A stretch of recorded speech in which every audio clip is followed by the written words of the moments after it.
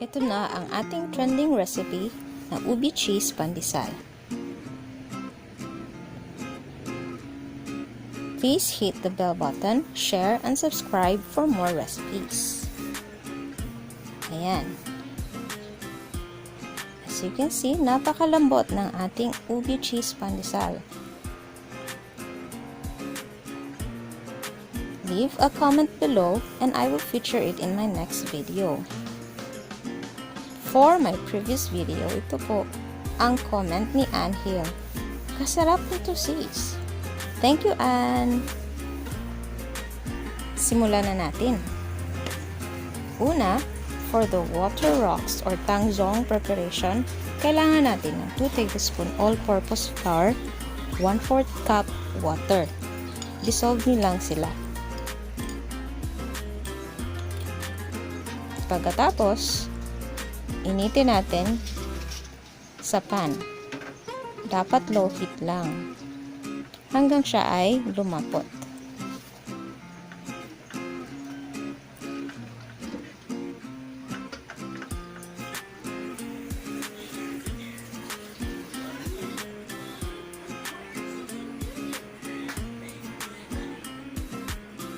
Now for the yeast preparation, we will need 1/4 cup warm water. Warm water po, ibig sabihin hindi masyadong mainit or malamig. Tapos, 1/2 tablespoon sugar at 1 tablespoon instant yeast. I-bloom nyo po siya for 5 minutes or patubuin ng 5 minutes. For the ubi flavor, ginagamit ko po yung CRV. 1/4 cup ng CRV ubi powder. Almost 1/4 cup. Hindi po siya masyadong puno. At ganun din po yung tubig natin. Almost 1/4 cup water. Haluin nyo lang po.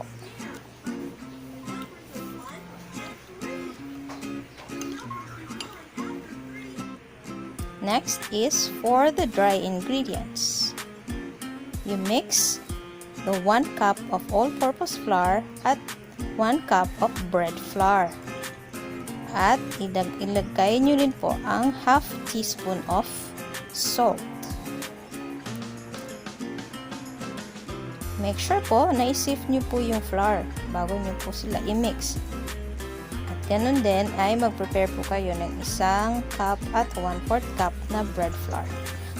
For the wet ingredients, mix natin ang 1/3 cup of white sugar and 1/2 cup is 2 tablespoons of milk.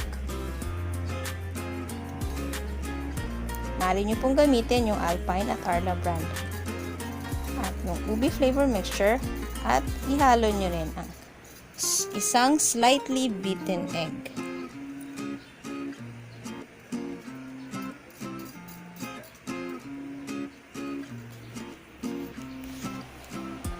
Ayan, haluin na po natin sila sa mixer.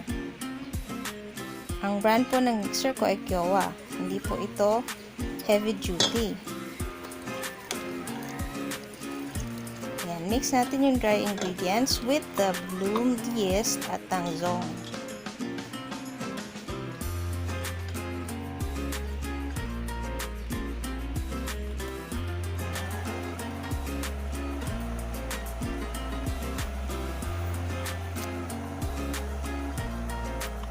Only mix this for 1 minute. Tapos, i-add nyo na po yung wet ingredients natin. Yung hinalo natin kanina. Mix it for 1 minute. Tapos, i-add nyo na po yung sinet aside nyo na 1 and 1/4 cup of bread flour. Maaari nyo pong gamitin din all-purpose flour lahat kung wala po kayong bread flour. Set your mixer to medium speed once lahat ay nahalo na. Medium speed po ginamit ko kasi hindi po ito heavy duty. Pag heavy duty, maaari nyo pong gamitin ito for only 5 minutes.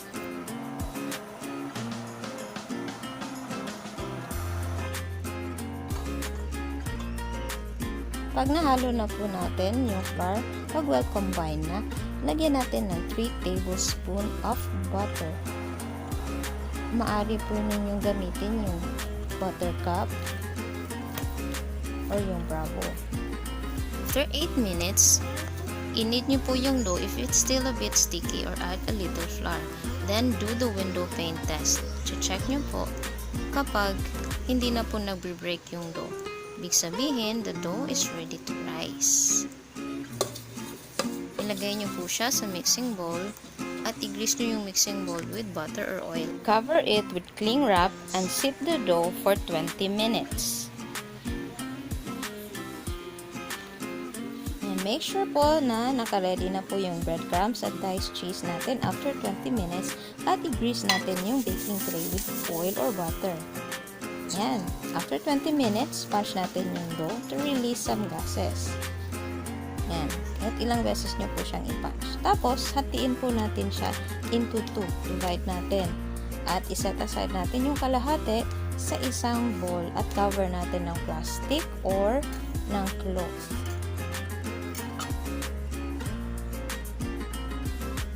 Sa putong ito, ay i-divide na natin. I-cut it into pieces. Maaari nating i-divide into 35 to 40 grams each. Or, sa akin, ginawa ko, wala pa akong weighing scale. Yung 1/4 cup ang ginawa kong pang measurement per piece. Pag 35 grams, maaari kayong makakagawa ng 24 pieces.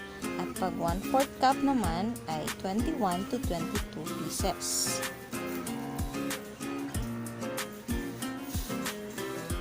And always be resourceful. If you lack some items for your baking, try to find substitutes for it. You roll the dough into a ball and cover it with a cloth or plastic or cling wrap. Ayan, lagyan na natin ng cheese na filling.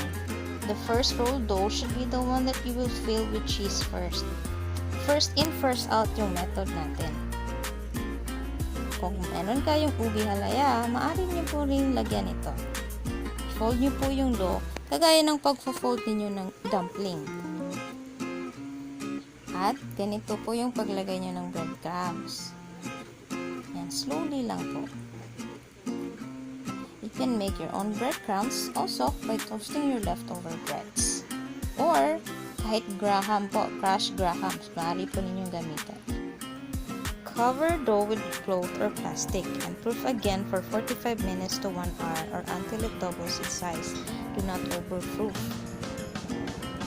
Heat oven 20 minutes before proofing ends. Tignan nyo, nag-double na ng size ang dough ko. Ready na for baking. Bake in the oven at 170 Celsius for ordinary oven or 150 Celsius for big oven, lalo na yung mga nasa bakery. 20 minutes time for baking. Ayan. At tapos na ang ating ubi cheese pandesal. Tingnan natin. Napaka-soft at cheesy. Siguradong magugustuhan to ng pamilya po ninyo at patok na pang negosyo. Sana po ay nakatulong po ang aking video para sa negosyo at sa pamilya ninyo. Salamat po!